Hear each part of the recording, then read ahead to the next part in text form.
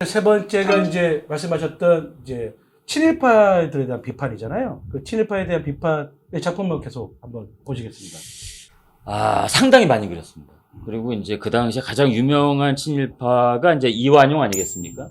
이완용은 이제 민중들한테도 이제 친일파의 거두로 욕을 먹고 있는데, 이완용에 대한 그 비판이 상당히 대단합니다. 이제 앞으로 친일파를 비판하는 데 있어서 뭐 통감배 간섭도 있으니까 약간 은유적으로 비판을 하는데, 보시면 백이서지왈, 임이완용, 자부상피. 그러니까 이제 어떻게 보면 이제 무식한 품팔이에게 일을 맡겼더니 제 발에 도끼를 찍는다, 뭐 이런 식의. 무슨 내용입니까, 저게? 그러니까 원래 제 발등에 도끼 찍는다. 그러니까 무식한 품팔이한테 일을 시켰더니. 근데 이제 겉으로 보면 그런 건데, 잘 보시면 그 음을 따서 하는 거예요. 그러니까 이제 요즘에 우리가 은유를 하는 것처럼. 자, 보시면 임이완용. 사실은 이완용이가 자기 며느리와 약간 그 불미스러운 어떤 그런 걸 했다라는 소문이 시중에 돌고 있었어요. 당시에. 그렇죠. 근데 이제 그거는 제가 볼 때는 어떤 민중들의 불만이 그런 물론 진짜 있었던 일일 수도 있지만, 민중들이 이제 저작거리에서 이완용을 비판하는 그런 소리일 수 있는데, 그런 걸 과감 없이 저렇게 은유적으로 하는 거지. 그러니까 신문에다가. 그렇죠. 도끼로 제 발등을 찍었다라고는 하지만 누구든지 한자를 아는 사람들, 이완용 얘기네. 야, 어떻게 며느리랑. 그러니까 그때 민중이 저걸 보면 얼마나 속이 시원했겠어요. 야, 정말 사이다 같은 이완용에 대해 저렇게 표현할 수 있는 신문이나 작가가 과연 그 당시에 얼마나 됐겠습니까?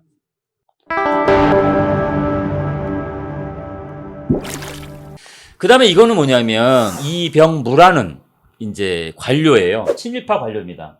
이자는 그 칼을 차는 걸 좋아했어요. 항상 칼을 차고 다니면서.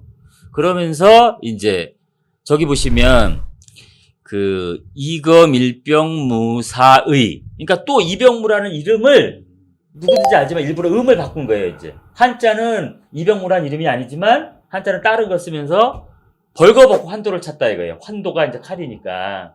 그러니까 저자는 친일파인데 거들먹거리면서 칼차기 좋아하는 사람이다를 이제 하는데, 누구든지 이병무라는 걸 알죠.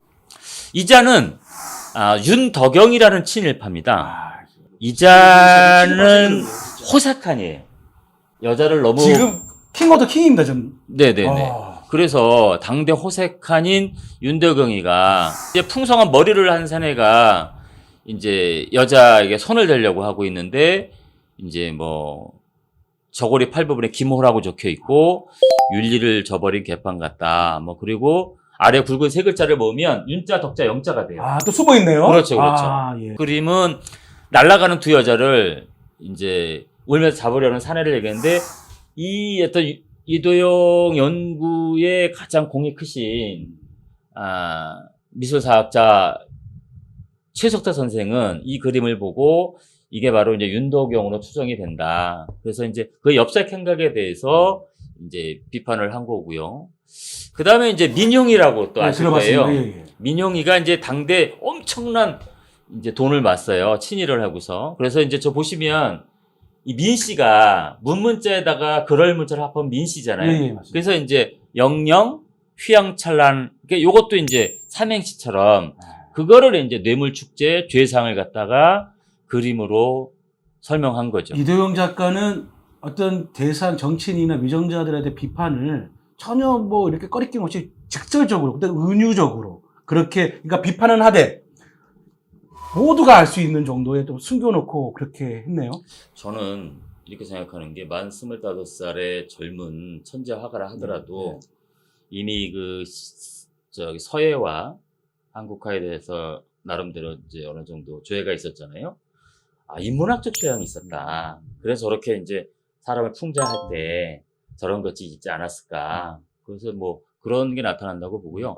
마지막은 이른바 민족주의 계열인 대한민국 말고 일본에 붙어있던 토착외고 신문들이 좀 있었어요. 그 당시. 지금도 있는데요. 그때도 그렇습니까? 있었네요. 그렇습니까? 그래서 보시면 이제 첫 번째는 이제 뭐 마보기자야 여영매 언자로, 뭐 언론을 팔아먹는 감히 흉노 폐쇄를 제창한다.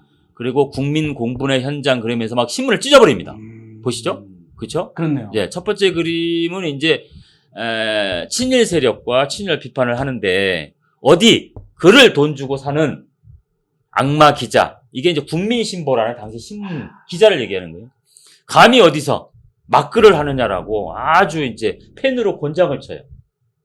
상당히 저는 이건 직설적입니다. 이게 110년이 넘는 그런 만평인데 오늘날 우리한테 보여줘도 전혀 문제가 되지 않는 역사가 되풀이된다고 하는데 이 작품을 보면서 사실 글이라는 게 우리가 친일파를 뭐 잘못했다 얘기를 하면 다 친일파 잘못했는지가 알지만 뭘 잘못했는지 모르잖아요. 근데 이렇게 만평으로 이렇게 딱 남기니까 그 시대에 들어가서 우리가 아주 그때 우리가 느꼈던 것처럼 그들의 악행을 아니면 그들의 비리를 정확히 알 수 있는 그런 자료 같아요. 그러니까 이제 독재 시절에 저희가 이제 군부 독재를 비판을 하면 뭐 시사 만화가 끌려가고 신문이 이제 만평이 삭제되고 그러잖아요. 당연히 저 때도 통간부가 있었고 또 히로부미에 통간부가 있었고 아까 얘기했던 친일 관료들이 정권을 파워가 있었고 그다음에 언론들이나 뭐든 이제 친일 세력들이 준동을 하는데 얼마나 무섭겠고 이게 준엄한 시대인데도 불구하고 아무리 민족계열 신문이라 하더라도 물론 이제 가끔 만화가 시커멓게 치러 나오긴 했으나 나는 저 어떤 기계가 대단하다는 거죠. 그리고 사실은 언론에 대해서 비판하는 것은 저희가 뭐 1990년대 이후에 우리도 이제 언론에서 비판을 언론끼리 하는데 저 시대에 저렇게 신문을 북북 찢으면서 친일 언론에 대해서 이제 되게 쉽게 표현을 했잖아요. 그러니까 만약에 민중들이 저 만평을 봤다면 얼마나 속이 시원했겠어요. 저는 지금 만평에 저렇게 신문을 찍는 게 그랬으면 난리가 났을 텐데요. 아마 저는 뭐 저 명예훼손 네. 또는 이제 뭐 고소 그다음에 이제 뭐 여러 가지 문제가 생겼겠죠. 네, 그렇습니다. 혹시 그러면 이것 때문에 무슨 뭐 신문에 실리지 않는 그런 것도 있었습니까? 상당히 많았습니다. 그래서 이제 제재를 받아서 그 꺼멓게 칠해서 나간 적도 많았고요. 결국은 한일병탄 1910년 8월에 이뤄지고 나서 대한민보는 곧 폐간이 되고요. 이도영 선생은 이제 딱 한 뭐 1년 2개월인가 그 정도 그리시고 만화를 이제 안 그리고 서화협회 같은 데 들어가서 이제 뭐 서화를 그리시는데 그러니까 어떻게 보면 천재 화가가 배우지도 않은데 1년간 저렇게 훌륭한 작품을 남기고 또 나라가 이렇게 망하니까 또 그렇게 이제 살아갔다는 것이 좀 안타깝긴 한데 어쨌든 그럼에도 불구하고 그 남겼던 저런 그림들이 요즘에 시사하는 바가 크다라고 생각을 하고 있습니다.